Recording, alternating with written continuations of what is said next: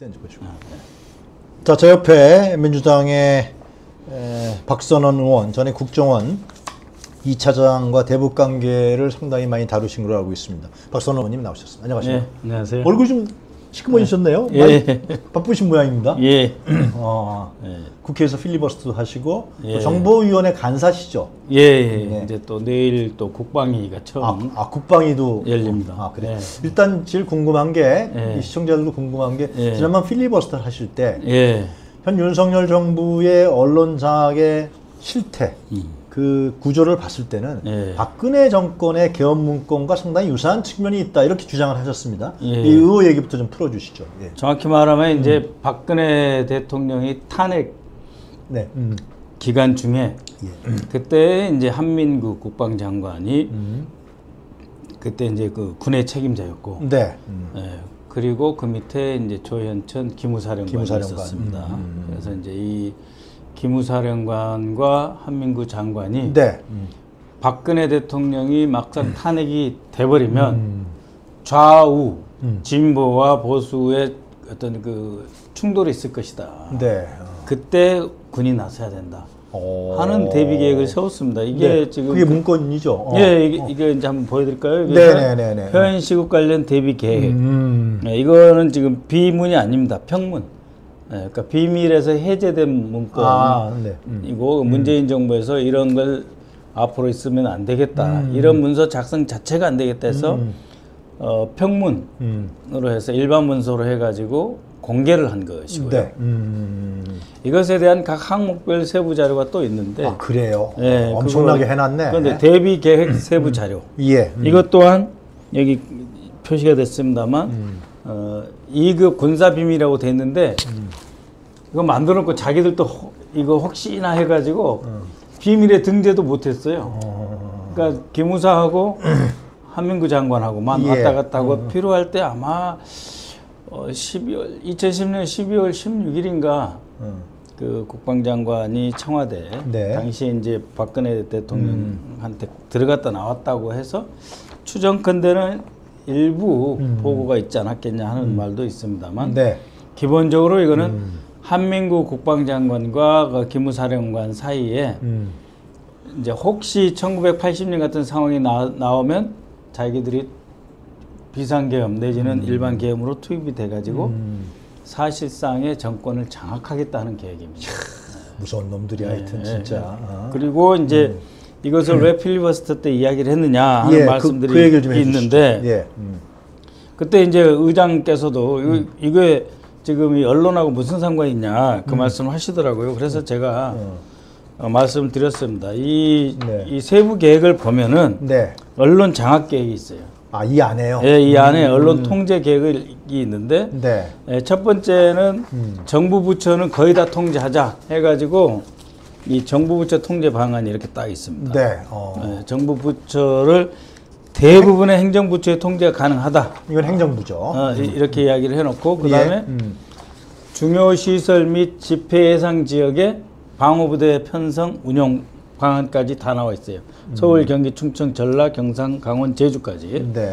그러니까 사실상은 비상계엄, 전국계엄을 염두에 둔 거예요. 제주까지 하겠다라고 하는 것이고 각 부대 배치도 이제 다 나와 있습니다. 경기도는 2~5기갑이 있고 특전사, 구여단, 특전사가 다 들어갑니다.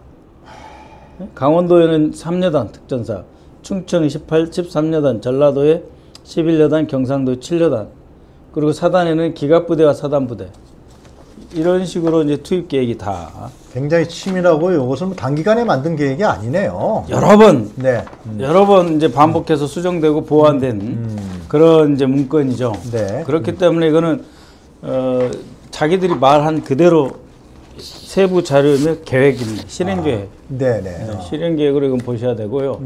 그 다음에 이제 그 언론 관계는 그는 아마 필리버스터에서 언론 관계 아마 자세하게 설명했을 거예요. 언론 및 인터넷 통제 방안이라 해가지고 자기들이 계획을 다 세워놨던 거죠. 굉장히 중요한 거죠. 그러면은 여기 이 문건 한번 이거 참 보시면 좋은데 얼마나 잘 보일지는 모르겠습니다.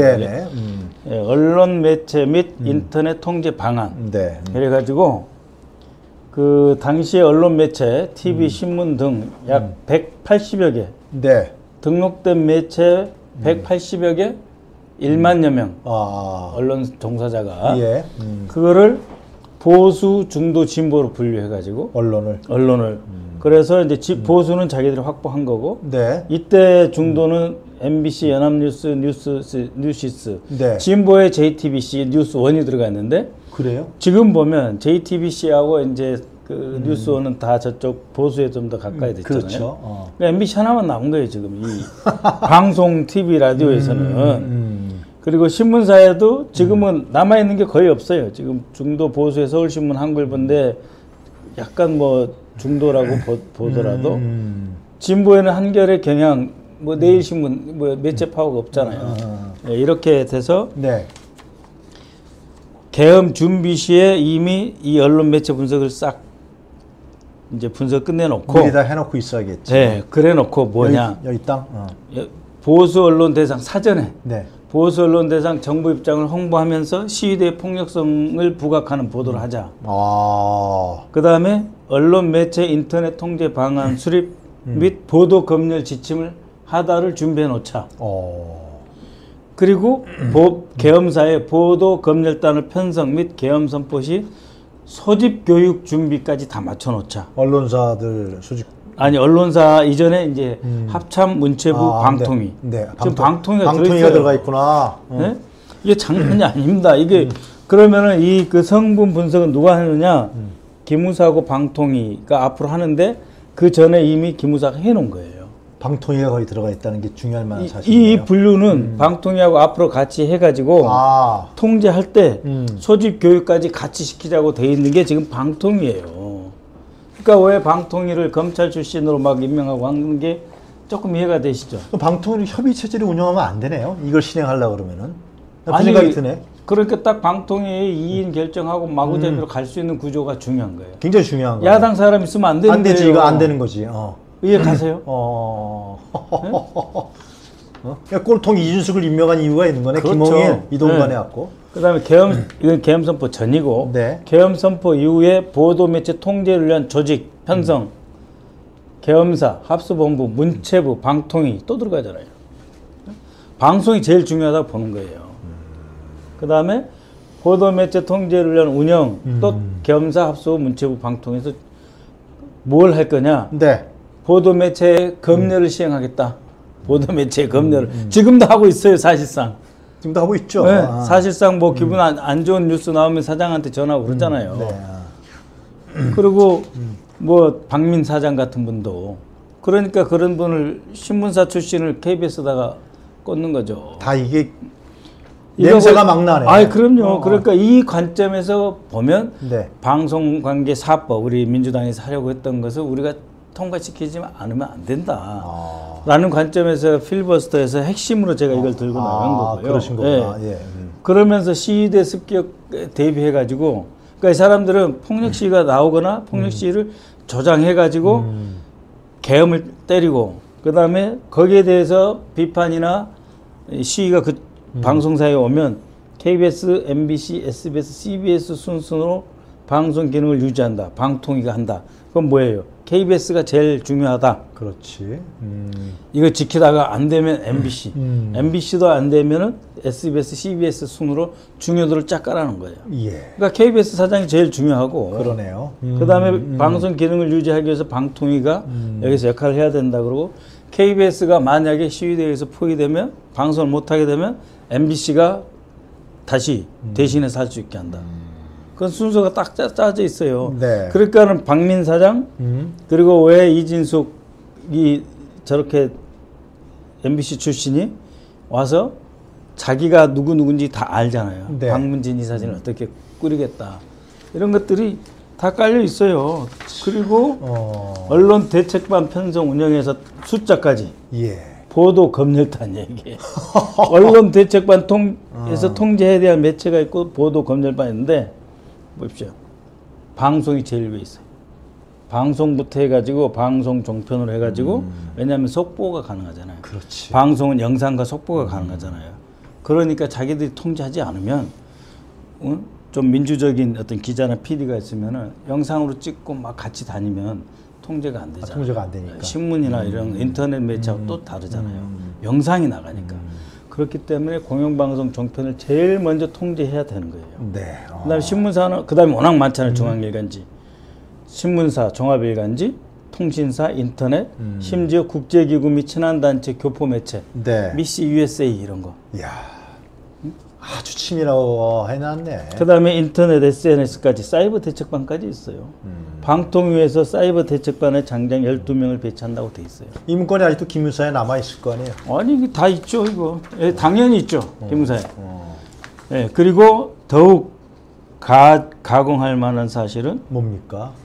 국회의원 계엄 해제 시도시 어. 국회의원 대상 현행범 사법 처리로 의결 종족수 미달 유도. 여러분 저 도와주셔야 돼요. 이제 이런 일 벌어지면 제가 넘버원 타겟으로 여기서 말하는 국회의원 대상 현행범 사법 처리로 의결 종족수 미달 유도할 때 제가 필리버스터 한 것처럼 국회에 가서 막 할까봐 저부터 잡아갈 가능성이 높습니다. 박선원 TV 많이 시청해 주시고 저 도와주셔야 돼요. 국가정보 기밀 유출죄? 아니 이거 이제 기밀은 아닌데 아닌데. 그냥 무조건 잡아다 수사하자 하고 이제 서빙고로 끌고 가는 거죠. 제가 지금 웃으면서 이야기하지만 이러한 그 엄청난 현실에 지금 우리가 직면해 있다. 근데 이제 제일 걱정되는 건 뭐냐면 예. 이거를 누가 하느냐. 누가야 이거? 그러면 지금 기무사령관이 누군 줄 아시죠? 방첩사령부 여인형 여인형 장군 충암고. 아 충암고예요? 네. 자 보세요. 경호처장 김용현 이 사람이 요새 국방 인사 다 한다는 충암고. 충암고. 윤석열 대통령 선배. 이상민 행안부 장관 충암고. 그다음에 신원식 국방장관. 이 사람은 김용현의 아바타라고 불리는 사람. 왜냐하면 1년 선배예요. 이제 그 신원식 장관이 수방사령관하고 작전본부장이고 네. 바로 1년 뒤에 김용현 당시 장군이 수방사령관 작전본부장했어요. 이 사람이 경호처장이에요. 네. 근데 계엄은 기본적으로 수도방위사령관이 부대를 운영한다 이렇게 보시면 돼요. 아 그렇습니까? 그렇습니다. 그러니까 위에 육군 총장이 있고 각 지역별로 사단 기갑을 뿌려주는데 기본적으로 서울을 먼저 장악해야 되잖아요. 아 그래서 그 영화에 보면 12.12 네. 수방사 자는 건 중요했던 거구나. 그렇죠. 수방사가 그 수도를 방어하고 대통령을 보호해야 될 의무가 있고 군으로부터 혹은 소위 말하는 불순 세력으로부터. 그래서 지금 수방사가 매우 중요한데 그것을 직접 해봤던 사람.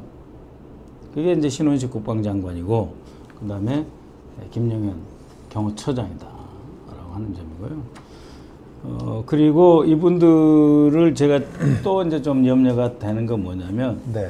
이것에 대한 전문가들이지 않습니까?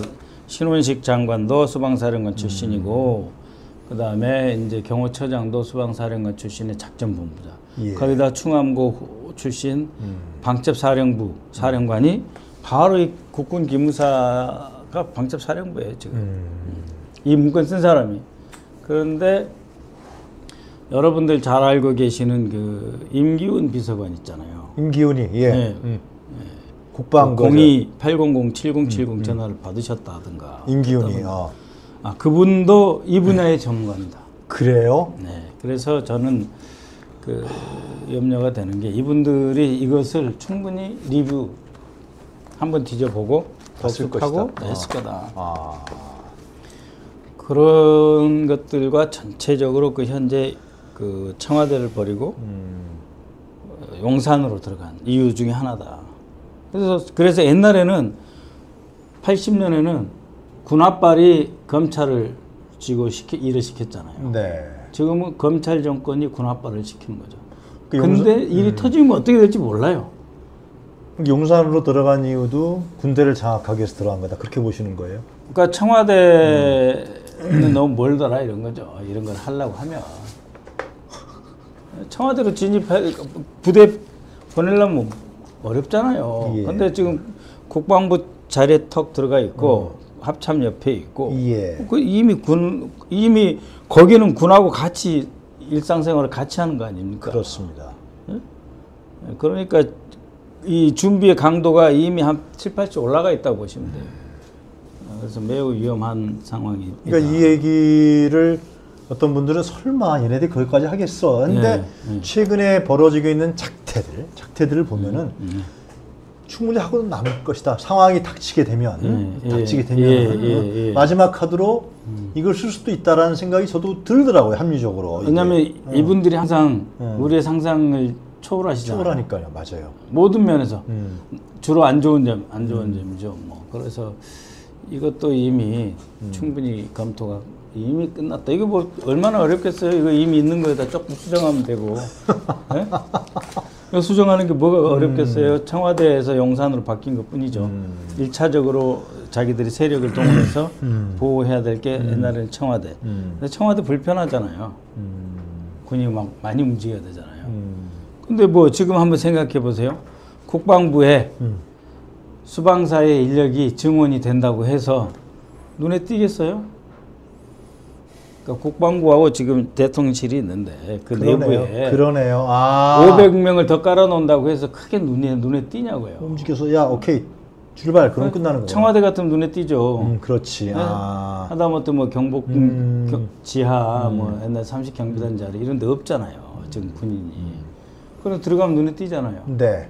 지금 뭐 이렇게 국방부 합참 그쪽에 군 몇 명 더 깔고 그 다음에 탱크 몇 대 더 갖다 놓는다고 표현하냐고요. 위험한 거예요. 훨씬 근접해 있다. 그래서 이분이 별로 문민 통제라는 관점도 없으신 분들이에요. 다. 워낙 잘 아시죠. 지금 윤석열 대통령을 비롯해서 김용현 경호처장이라든지 신원식 장관이 문민 통제라고 하는 또 투항구 후배 누구죠? 여인형 씨, 여인형 사령관 이런 분들이 있을 리가 없어요. 수방사령관도 마찬가지고 그분들이 왜 문민 통제라는 생각을 갖고 있습니까? 자기들이 계엄하면 거의 모든 정부 부처를 장악한다, 통제한다 이렇게 돼 있는 생각을 갖고 있는 사람들인데 그 작품만 만들면 된다. 계엄령을 명령만 있으면 되고 분위기만 잡으면 된다. 그런 거예요. 그래서 또 언론 통역하고 하고. 그렇죠. 그래서 이미 언론은 상당 부분 장악하고 있지만 확실하게 장악해야 된다. 결정적인 순간에 바로 동원시키고 사전 준비까지 보안 유지된 상태에서 집행 준비까지 다 끝내놔야 되기 때문에 언론 장악이 중요하다.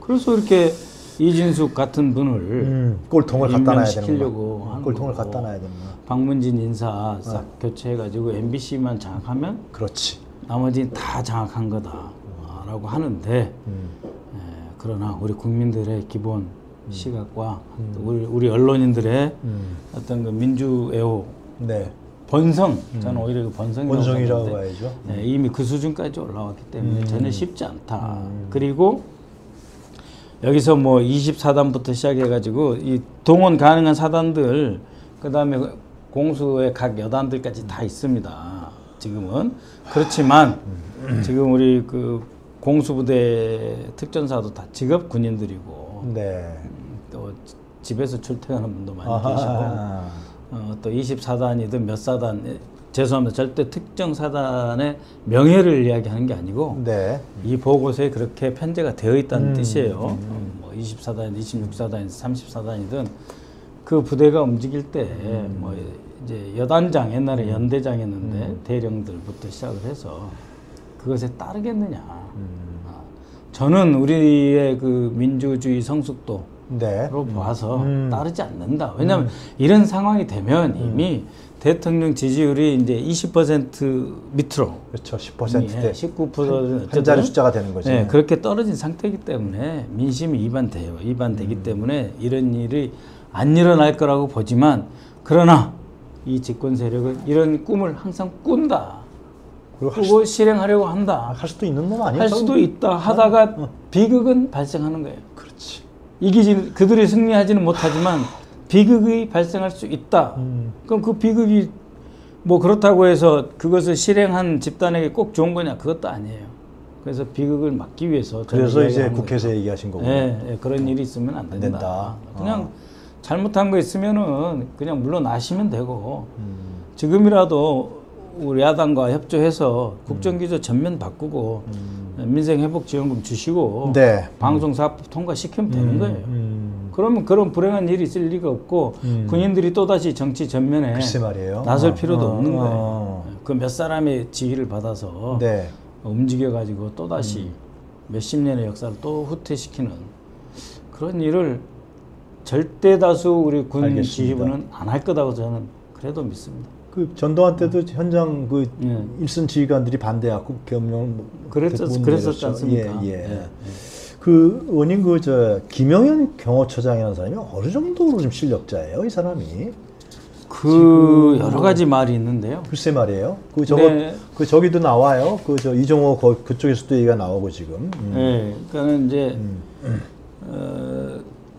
최후의 보루다라고 생각을 하는 것 같고요. 윤석열 대통령은 이 경호처장이 최후의 보루다 생각하는 것 같고 또 김영현 처장 입장에서는 뭐 아무도 없는 거예요, 밑에.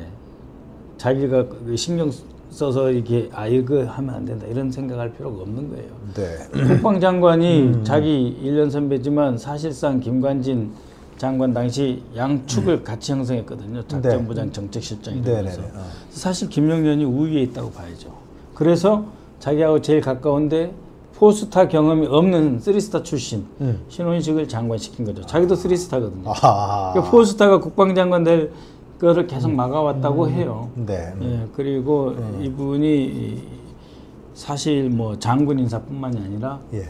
주요 핵심 보직과 장군 인사 대부분을 이분이 다 한다 그러고 그 외에 무슨 뭐 골프장 사장이나 이런 자리들이 있어요. 외곽에.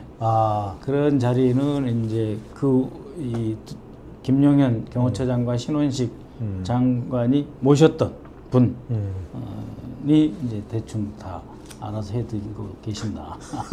그리고 신원식 국방장관은 북한이 어떻게 나오면 강 끝, 즉시 강력하게 끝까지 이 말 할 자유밖에 없다라는 극단적인 말까지 돌고 있을 정도로 국방장관이 그게 국지전이죠. 위축되었죠. 국지전 결국은. 국지전을 이제 뭐 우발적 상황을 이제 가장해서 네. 일부 국지전, 그 다음에 국내 혼란을 틈타서 이제 그 윤석열 대통령의 지지율이 10%대로 가면 비상계엄이든 일반계엄이든 할 가능성이 있다라고 하는 거는 일종의 이제 아직은 상상력의 영역일지 모르나 그렇지만 이러한 것들이 이미 있었기 때문에 우려가 되는 거죠. 일단 국내에 일부러 더 강하게 이렇게 탄압하는 분위기를 조성하고 남북한 간에는 우연 내지는 돌발적인 상황으로 비롯된 듯한 그런 걸 만들어내고 국지전이 생겨 두 개가 결합하면은 그때는 이제 비상대권을 쓸 수가 있다 대통령이. 충분히 가능한 시나리오네요. 지금 이 사람들 하는 걸 보면은. 왜냐하면 이분들이 좀 긍정적인 행태의 변화. 이러면 안 되겠다든지 국민들을 좀 더 잘 모셔야 되겠다든지 뭐 국민들의 어떤 그 지지나 이런 것을 더 얻고자 뭘 해야 되겠다든지 그러니까 그런 생각이 없어요. 하나도 없어. 네. 아니 정말 살다 이런 정권 처음이에요. 맞아요, 정말. 네? 아니 무슨 비상 경제 대책 회의를 합니까? 경제관계 장관 회의를 합니까? 지금 주식이 폭락했는데. 주식 폭락하는데 그렇다고 오물풍선이 북한에서 3,600개 가량 떨어졌다, 뭐 3,400개가 넘어왔다. 어쨌든 우리나라의 그 대표적인 정보기관 국정원에서 3,400개 정도로 보고 있고 군 관계 정보기관은 3,600개로 보고 있어요. 이게 떨어져가지고 미 대사 관저에도 떨어지고 국회에도 떨어지고 용산에도 떨어지는데 제대로 된 그 국가안전보장회의 주재하는 거 보셨습니까? 그러네요, 정말. 그리고 이것을 막기 위해서 탈북자 두 사람이 지금 그 하고 있잖아요. 전담 뿌리고 있잖아요.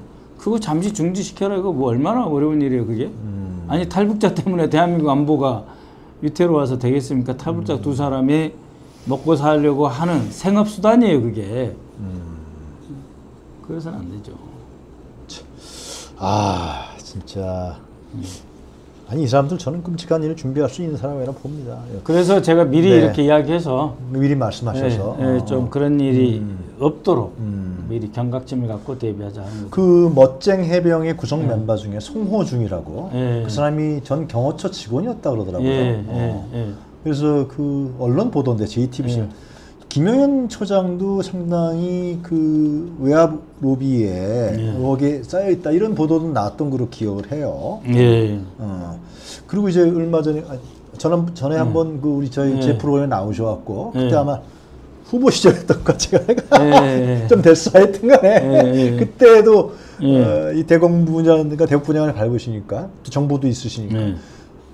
이 대통령실에 V0가 있고 V1이 있고 V2가 있다 이런 얘기를 하시지 않았습니까? 그러니까 이제 사람들이 그때 제가 이제 우리 유영아 진행자께 처음 이야기를 했었는데 V1, V2에 하고요. V0, V1, V2의 차이를 잘 모르는 것 같아요. 뭐냐면 그 수학의 가장 큰 진보를 이룬 게 인도에서 0이라고 하는 숫자를 발견했다는 거잖아요. 그러네요. 그래야 마이너스와 플러스를 다 연결이 가능하니까. 근데 이 V0라고 하는 개념이 왜 중요하냐면 전혀 정당성이 없는 존재. 실제로는 권력에서 존재해서는 안 되는 존재. 제로인데 1 앞에 있어요. 1보다 작은 숫자잖아요. 0이니까. 그렇지만 실제로는 1보다 앞에 있는 숫자예요. 0. 그 V0가 실권자라는 뜻이죠. 그래서 V0가 김건희다. 그렇죠. 그리고 그 V0. V1, V2, V3가 됐든 얼마가 됐든 이 사람들은 나름대로 이제 법적 근거가 있는 공적 위치에 있는 거고 이 공적 위치 앞에 계신 분이 V0이죠. 그래서 저도 작년 여름에 사실 좀 이야기 처음 들었어요. V0가 있다.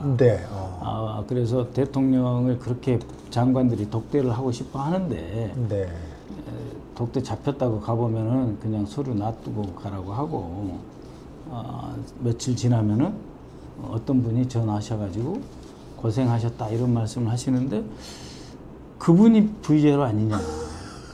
7070에서 나왔고. 아니 왜냐면은 실제로 이 고생했다라고 하는 말을 장관들한테 할 수 있는 사람은 총리하고 대통령밖에 없잖아요. 그렇죠. 근데 총리도 아닌 분, 대통령도 아닌 분께서 격려 전화를 주시면 그거를 처음에는 이거 뭐야? 당황스럽겠죠. 당황스럽겠지. 야.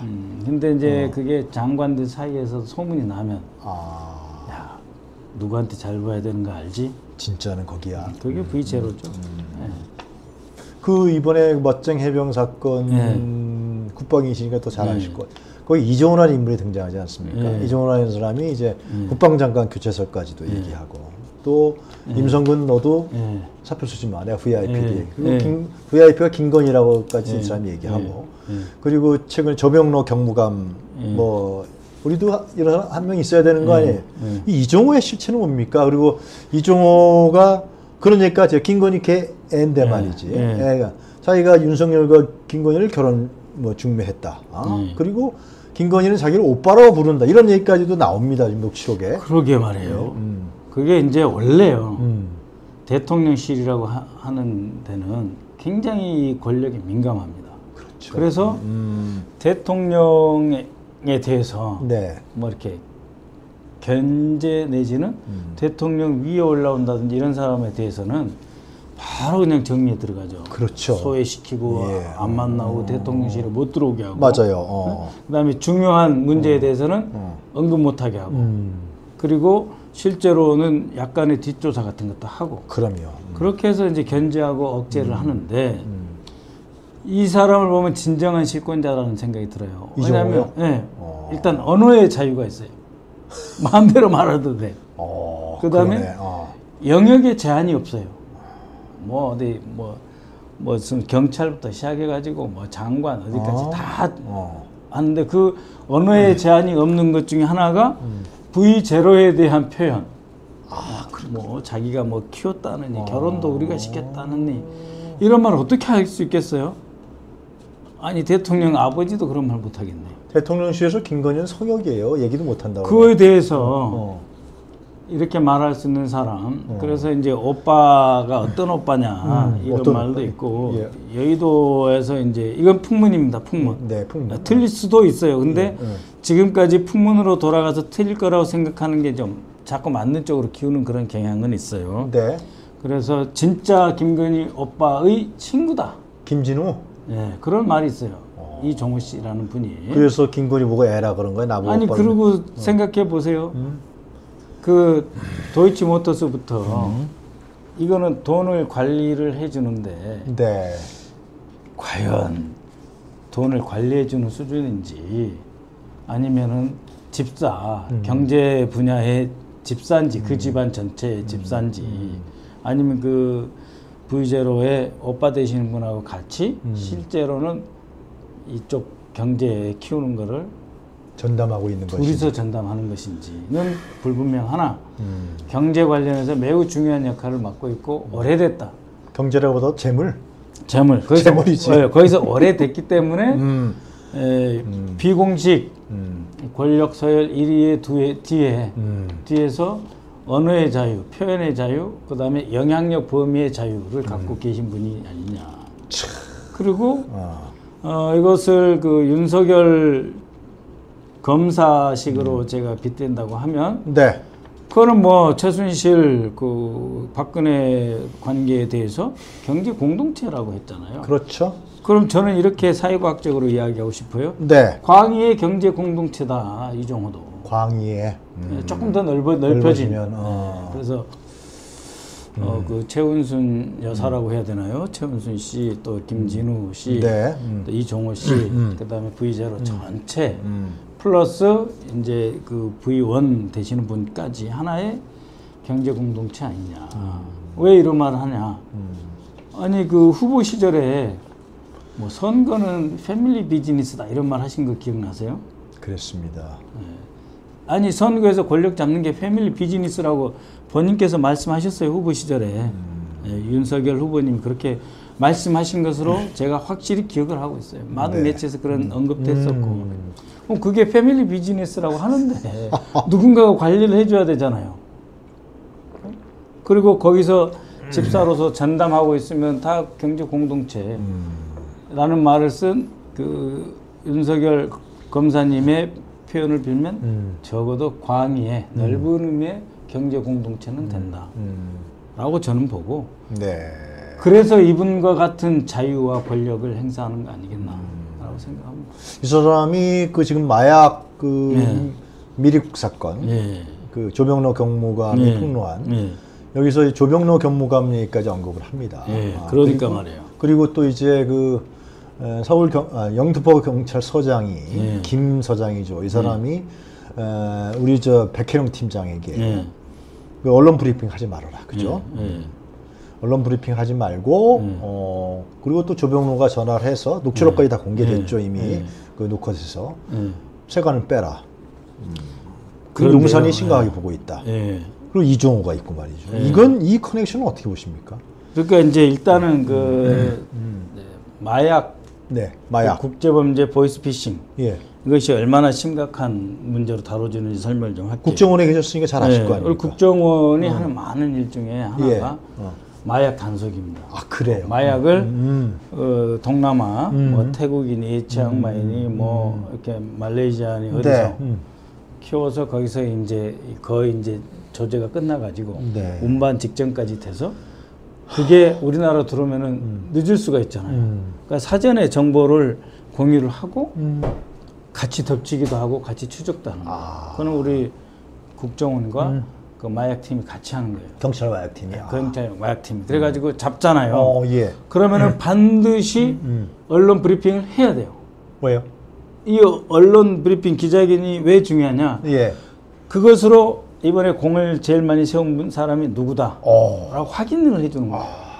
그래서 바로 다음에 쓸 인사에 승진을 시켜줘야 돼요. 그래요? 오. 아니 생각해보세요. 백효령 팀장이라는 분이 왜 저렇게 화가 났고 저러실까 한번 예. 생각해보세요.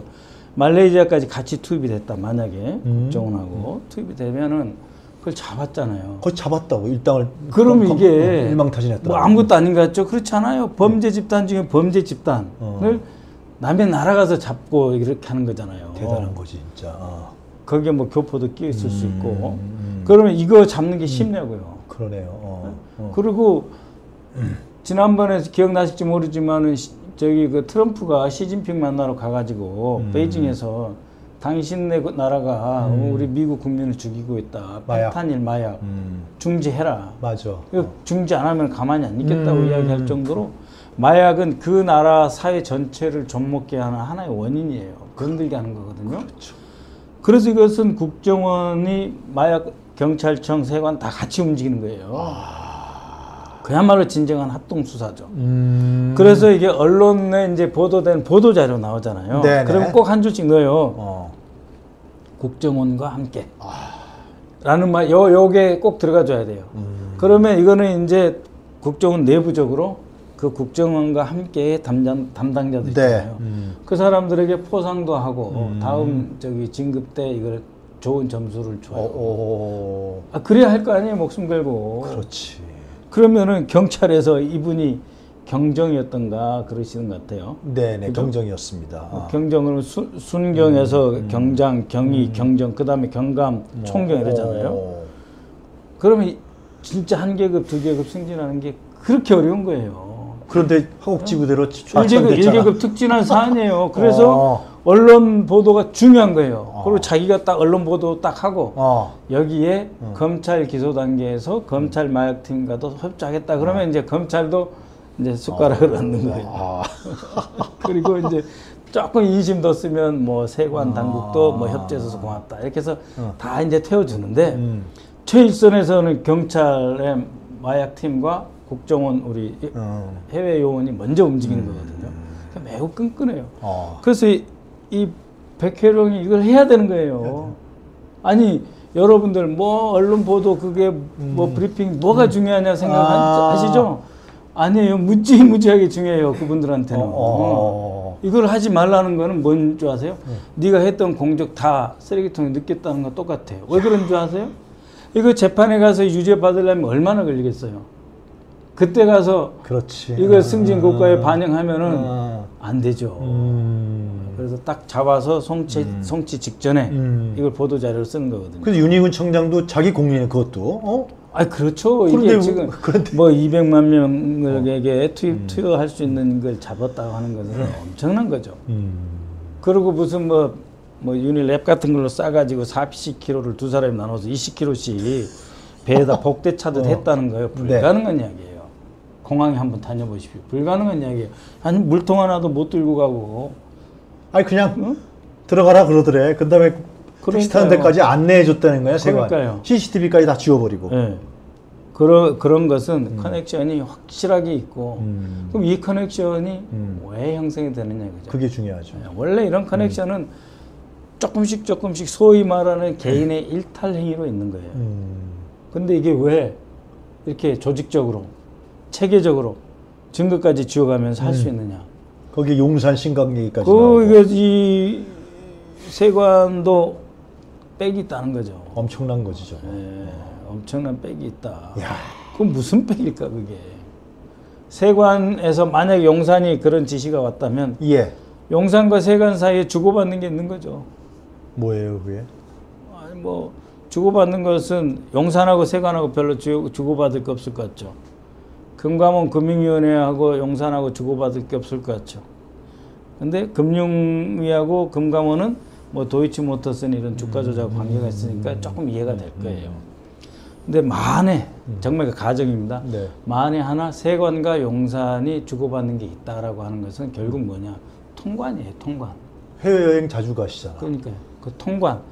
통관에서 이 자세히 한번 보십시오. 우리가 해외로 나갈 때는 세관에서 별 신경 안 써요. 그렇죠. 폭발물만 대충 보고 말아요. 네.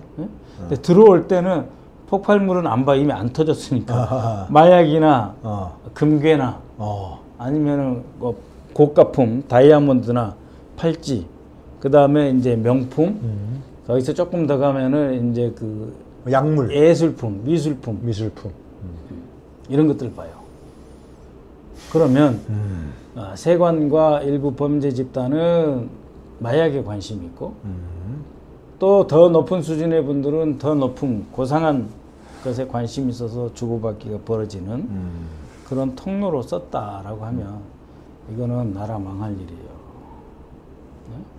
이 국경 통제가 제일 중요한데 이 국경 통제에 구멍을 내는 이 행위, 불법적인 으로 그것도 국민 다수의 인생을 처참하게 망가뜨릴 수 있는 마약 세력을 비호하면서까지 용산에서 뭔가 세관의 일부 세력과 결탁하고 주고받을 게 있다라고 하면 이거는 정말 미안하지만 감옥 가셔야죠. 감옥 정도가 아니죠, 이거는 진짜. 그래서 이제 쉬쉬하고들 많아요. 지금 이제 여의도에서의 분위기도 뭐라 그럽니까? 이 분위기는 분명히 통관하고 관계 있는 것 같다. 아니, 해외 여행 자주 가시는 분이 자주 가시는 분이 올 때 통관하고 관계 있는 것 같다. 즉 아까 내가 말했죠. 뭐 공군 1호기가 나갈 때는 신경 안 써요. 거기에 뭐 총을 실든 대포도 실든 뭐 경호팀이 뭘 하든 신경 안 쓰잖아요. 네. 들어올 때는 멀리서 이렇게 보는 척하면서 다 봐요. 아, 세관에서요? 아, 다 보죠. 안 볼 것 같습니다. 자기네 임무니까. 왜 저거 없던 거 싫으네? 야, 경호처서 지난번에 저기 그 이렇게 큰 거 있잖아. 사각형 이렇게 가는 거. 그거 싫었는데 그거 뭐였지? 아니 뭐 이거 총하고 뭐 이런 몇 가지 했습니다. 그래서 이번에는 좀 다르다. 가서 볼까요? 아니 그냥 찍으면 놔. 뭐 이러면 되는 거예요. 뭐 가서 확인하고. 공군 1호기도 다 세관에서 그걸 하는구나. 보죠. 안 보면 자기네들 그 직무유기지. 아이고 그 저기 제가 알기로는 아마 서울 공항에도 네. 우리 세관 직원들이 나가 있을 거예요. 나가 있겠죠, 당연히. 네. 왜냐면 모든 공항 항만 다 나가 있는 게 기본 원칙이니까. 그럼 아까 말씀드린 대로 그게 마약, 금괴, 뭐 보석류, 고가 예술품 등이죠. 네. 그래서 그럴 리는 없겠지만 없다고 좀 말 좀 하세요. 없다고 그런 거. 말을 못 하세요. 왜냐면 다수가 알고 있기 때문에 그런 거 아닐까요? 아, 그게 입으로 구전이 되겠지, 다. 그렇죠. 아니 이 세관원들이 40kg의 마약을 배에다 칭칭 갖고 들어온 사람을 별도의 통로로 빼내잖아요. 근데 잡았어. 근데 조용히 하래. 누가? 경찰은 누가? 용산에서 하지 말라는 거 아니에요. 이런 일이 어떻게 있을 수 있어요? 아니란 말도 못하고. 자, 저 정보에 계시니까 저 얘기 좀 하시죠. 수미테리 사건과 또 그 정보사 블랙용 명단 유출 사건, 요거 좀 짚어주세요. 간단하게 말하면 이 수미테리 사건은 가장 좋다는 한미 동맹국 간에 첩보전이 일어나가지고 한국이 진 사건이다. 그래요. 아니 공개적으로 미국 FBI하고 미국 법무부에서 법무부 홈페이지에 올려놨잖아요. 네. 수미테리 행위는 국가안보에 중대한 위협이며 수많은 미국인을 위험에 처하게 만들 수 있는 일이다. 심각하게 본다. 그걸 한국에 처음에는 국정원인 것 같았더니 자세히 보니까 뒤에 다 외교부로 나와요. 외교부 통장에서 돈 보내줘 버리고. 아, 외교부에서 한 거예요? 아니 외교부 통장에서. 네, 그러니까 주미 한국 대사관인데 거기에 보면 나중에는 수미테리를 외교부 장관이 불러다가 같이 사진 찍은 것도 나와 있잖아요. 그러니까 처음에는 국정원이 일 잘한다 싶어서 빨리 좀 알아봐 했더니 블링컨 국무장관의 회의에 들어간 거를 그날 저녁에 바로 사진을 찍어서 이제 송출한단 말이에요. 그때 그게 이제 22년 6월 17일이에요. 윤석열 정부 때입니다. 윤석열 정부 시작한 지 한 달 조금 지날 때. 그때 왜 그러면은 빨리 블링컨이 뭔 생각하는지 알아봐 했겠느냐. 한미관계가 깨졌어야 되는데 그러면서 미 국무부하고 그 백악관이 야 윤석열 정권 한미관계 다 깨졌으니까 회복해줘 이럴 줄 알았는데 아닌 거예요. 한미관계 회복할 거 없다 좋다. 그래갖고 2022년 5월 15일경에 바이든 대통령이 와가지고 채택한 공동성명이 문재인 바이든 공동성명하고 거의 같아요. 그럼 뭐냐? 왜 똑같은 걸 하느냐? 이 정도로 계속 이어가줘라 하는 바람. 그리고 바이든 오기 전에 뭐라 했습니까? 나 가면은 내 친구 문재인 만날 거야. 빠져 그랬어요. 결국 못 만나게 했죠. 나 그러면서부터 조바심이 드는 거예요. 야, 아. 우리가 더 친해야 되는데 이게 뭐냐. 알아봐 그런 거. 알아봐. 그래서 그거를 이제 특수 임무 지시 같은 거 내렸을 거예요. 수미테리한테. 이제 국정원한테, 국정원이 이제 수미한테 이야기하고 수미테리가 블링컨 국무장관 그 회의 가서 그걸 받아서 송출하는 걸 보고 아니 국가 대 국가에서 아니 한미 정상회담 끝난 지 한 달밖에 안 됐으니까 물어보면 되잖아요. 그렇죠. 외교부나 대사가 왜 안 물어봐? 떳떳하게. 근데 무슨 생각인지 모르니까 염탐하는 거예요. 그게 걸려버렸구나. 그럼요. 그러니까 이거는 야 달리는 동맹국 간에 이러면 안 되지. 그런 거예요. 그러고 나서 2023년 작년 4월 달에 대통령실을 미국이 도청했다 나와버리잖아요. 그래서 그러는 거군요. 그러니까 뭐 인과관계가 있다고 말하기는 어렵지만 그런 걸 해도 되는 거예요. 한미 간에 서로 첩보전의 대상이 된 겁니다. 그러니까 건강한 한미 관계는 지금 사라지고 없는 거고 이 과정을 통해서 외교부와 국정원의 해외에 나가 있는 화이트의 발목은 묶였다고 보면 돼요. 완전히요. 네. 미국서 저런 짓 하는데 우리나라에서 안 하겠냐라고 전 세계 모든 국가가 생각하지 않겠어요? 야. 그러면 외교부 국정원 발 묶었어요. 거기에 흑색영어, 블랙영어 정보사. 그건 뭐예요? 까지 터져버린 거 아니에요. 그러니까 그 국정원의 그 화이트, 외교부의 화이트가 이제 활동을 못하게 돼서 해외 정보망의 한 3분의 2가 망가졌죠. 3분의 2 이상이. 근데 또 이게 터졌으니 정보사의 블랙여의 명단이 상대 우리로 보면 적성국 세력에게 넘어갔다는 거잖아요. 간첩 아니야 완전히요. 뭐 저도 뭐 저 우리 직원들 일 시키는 입장이니까 간첩이란 말은 못 하겠는데 어쨌든 예. 그 수준 높은 정보 활동을 하는 전문 요원들이죠. 그 사람들이 장기 현지화를 통해서 활동 근거지를 만들어놨는데 이 명단이 넘어갔다고. 엄청난 거네. 야. 있을 수 없어요. 그 저 007 영화라든지 이런 영화 보세요. 다 명단 싸움이에요. 네 조직에 누가 있냐. 그렇지. 그게 왜 중요하냐면 한 사람의 잘못을 잡아가지고 고발하고 처치하는 거는 그것도 어렵지만 쉬워요. 근데 이 세력 전체를 송두리째 뽑아 올릴 수 있는 거는 명단이잖아요. 그러니까 이게 굉장히 그 명단이 나간 거예요. 그렇다고 그래요. 네. 네, 제가 뭐 이렇게 다 정보위에서 한 이야기를 여야 간사 간의 합의에 의해서 이제 발표하게 됐는데 거기에 나간 말의 일부만 제가 하는 거니까. 그렇죠. 그건 조심하셔야 그렇다고 되는 합니다. 문제죠. 이미 이제 언론 브리핑을 같이 했기 때문에 이제 상관은 없는데 그렇다고 하더라도. 그런데 그걸 사령관하고 여단장은 왜 싸움질하고 난리치는 거예요? 그거는 매우 심각하고 중대한 문제예요. 그거는 있을 수 없는 일인데. 네. 그러니까 여단장이 기수가 같거나 하나 높아요. 근데 여단장은 원스타, 그리고 이제 사단장은 투스타. 근데 사단장은 일 좀 제대로 하고 또박또박 FM이라 그러잖아요. 네. 정해진 대로 하는 사람이고 여단장은 자기가 좀 뒤에 누구누구가 있어가지고 내가 너 정도는 제낄 수 있다. 그런 식으로 행태를 벌였는데 그러면 왜 고소 고발을 했겠느냐. 응? 상급자가 또 똑바로 하면서 군 감찰이나 이런 데 넘기면 되지. 글쎄 말이야. 왜 그러는 거야 또? 그거 넘겨서 처리가 안 될 정도로 이 사람이 세니까. 여단장이? 비극이에요.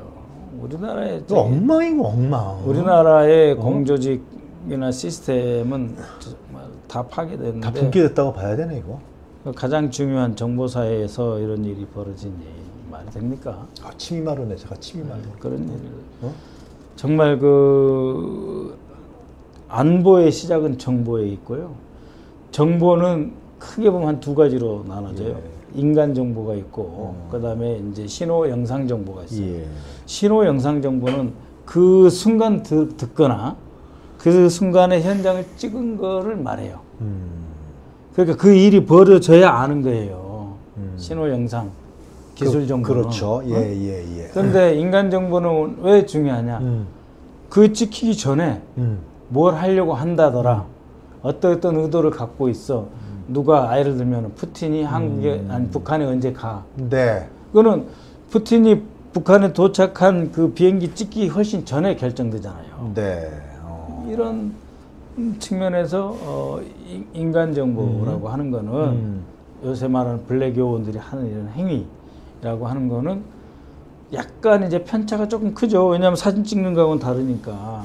그렇지만 미리 사전에 더 깊숙이 보이지 않는 곳에서 일어난 일을 알 수 있다는 점에서 인간 정보가 더 중요한 거예요.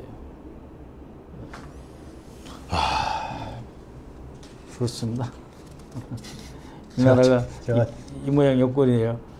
네. 못하신 말씀 있으면 네. 거기 가셔야 된다고. 예, 이제 정보사 보고도 받고 네. 방첩사 보고도 받았는데 방첩사가 정신 차려야 됩니다. 이거 방첩사가 정보사를 보호하고 네. 이런 침투나 아니면 내부에서의 이런 그 위해 요인, 인적이든 뭐 해킹 등한 시스템이든 이런 거 막아야 될 의무가 있는 거예요. 네. 근데 사건 터지니까 대충 수사하든 말고 군 검찰단에 넘겨놓고 빠져요. 방첩사가 그런 일을 하면 안 돼요. 네. 모두 우리 군 정보에서 핵심을 보호하는 일이 방첩이잖아요. 네? 상대방의 첩보 행위로부터를 막는 일을 해줘야 네. 돼요. 그 방첩사가 방첩 제대로 안 한 거예요. 그러면서 완장차고 너 잘못했지 하고 수사하고 뭐 간섭이나 하라고 하는 거 안 되는 거예요. 사전에 못 막은 거에 대해서 책임을 져야 돼요. 그 책임 안 져요. 이 정권처럼 책임지는 사람 없는 정권. 이 정권처럼 사건 터졌는데 단 한 사람도 사표 안 내는 정권. 그러니까 자기가 대통령실의 행정관으로 있다가 공기업 감사하러 가려고 하는 개인의 이익이 있을 때는 사표를 냅니다.